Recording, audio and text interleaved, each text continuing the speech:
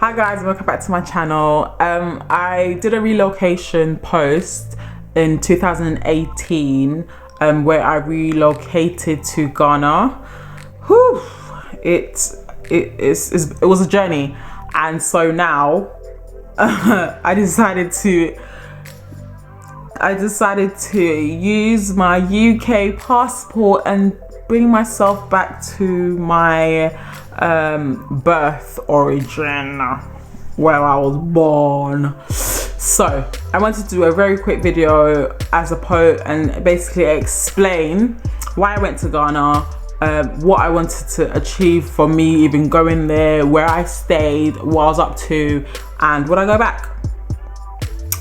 So I did a video, so check out the video to see what I was up to in the relocation video. But just to touch upon a few things, the reason first of all why I went to Ghana was because I was in a really bad space when I was here.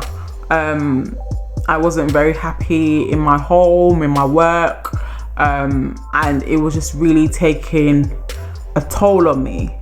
And I think I was just sitting there one day and I just had an epiphany. I was like, what am I doing here? Like, why am I trying so? Because my dad kept on saying to me, just come to Ghana with me, just come to Ghana with me.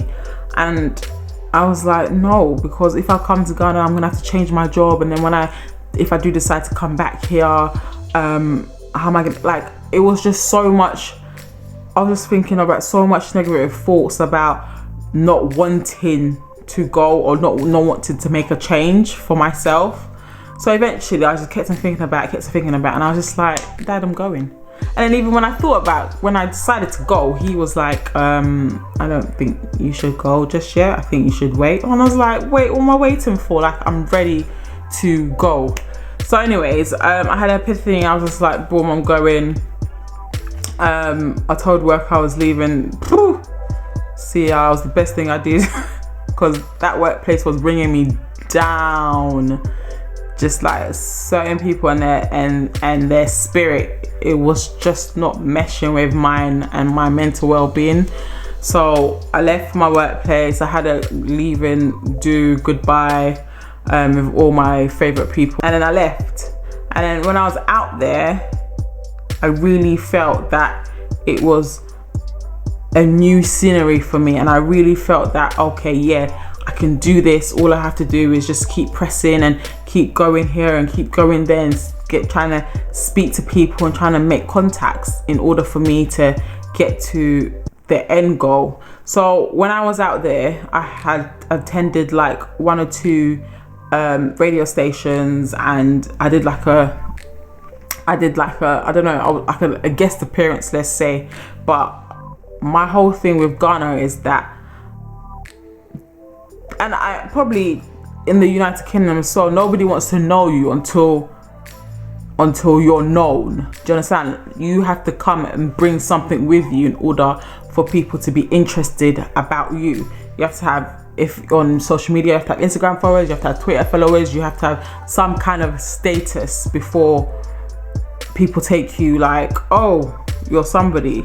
Nobody wants to help you from the bottom and train you and build you up to where you need to be. Nobody has time for that. Okay, fair enough. So I was doing that, and my friend Bastaras was out there, and he was doing a video shoot, and he asked me to be in the video shoot, which was really cool experience, and it was really nice, and it felt like I had taken a step forward.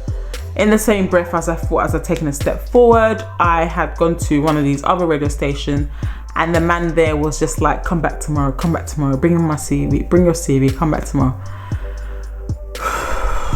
Long thing. I just, listen, if you don't want me, just let me know, innit? Like, just let me know you haven't got the space, you haven't got the time, and let me go back my business.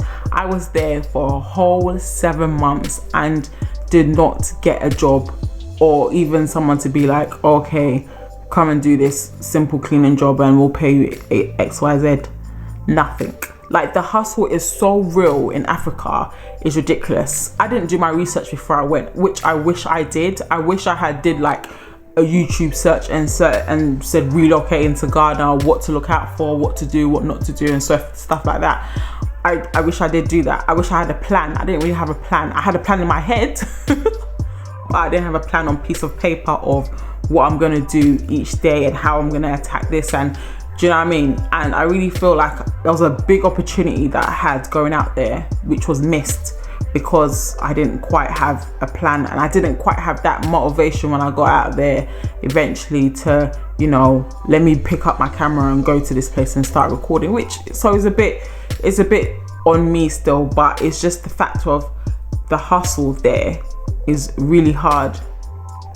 Went for a job interview for not even a job interview, it was like an auditions, TV1 or GH1, one of the ones, anyways, I can't remember. And I was reading something, and part of it was in Tree, part of it in English, and I was reading it, and it said something about did it say something about Ghana? I was reading it, and it said something about what they was facing, some kind of a situation about gold, and part of it was in Tree and part was in English, and I'm reading it, and I come to the Tree part, and I was like start stuttering as I do, because I can never get my words out anyways. The woman said something to her colleagues, but tried to disguise it, like she was stretching, and she said it in Tree. She was like, she can't read. So my eyes just literally from the piece of paper, I looked up at her, and I just sat there, and I was like, just gave her a blank flipping stare, and I couldn't even look. There was like 3 other people in the room. I couldn't even look at them because I was just like, and I get twisted, and I was so gobsmacked for the fact that she could say that so blatantly. I've got dyslexia, right? So sometimes when I read words, it's in my head, but it can't come out my mouth. And I'm not. Half of the time it's like that. Half the time I think of words to say, and I can't remember the word because it won't come out my mouth. But in Africa, they don't know what that means. Wabon. Like, if you can't read, if you can't write, if you can't spell properly, if you can't spell the word correctly, wabon. They don't know about disabilities. If you're disabled, they'll tell you you're mentally retarded. Like, they have no respect of, they don't know how to use the right words for someone that's disabled or for someone that's got a disability. They don't know that. They don't correspond that. When she said that, I was so gobsmacked and so like I was just shattered inside, and I said, oh, okay, I'm going back home. And I told my auntie, and my auntie was livid. She's like, why didn't you say anything? She's just telling them the language is not Latin. But do you know what? Over time, I've learned you need to know when to choose your battles, and that wasn't my fight. Do you get me? If it was for me, it would have been for me, regardless of how I was reading it. It would have been like, okay, do you know what I mean? We can see something in her, we can help her, we can train her. That's it. They ain't got time for that. They don't have time for that. Just advice, if anyone decides to go to any country to, you know, start a new career, start a new path, do your research, build connections, don't be afraid to speak to people, and just go for it. Would I go back to Ghana again? 100%. I would go back to Ghana, but in order for me to create things for other people, in order for me to create things for the people that are trying to really gain that opportunity. I'm blessed. I went to Ghana for an opportunity. It didn't work. I've got my UK passport. I'm going back home. I'm coming back home. I'm going to give it a try again here. That's just it.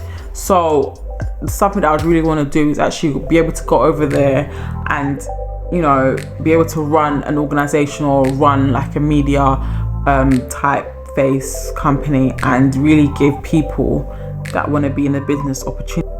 Really, I'm really excited to be back. I'm gonna really try to make more videos. Thank you guys for watching, and make sure you tune in for the next video. Thanks.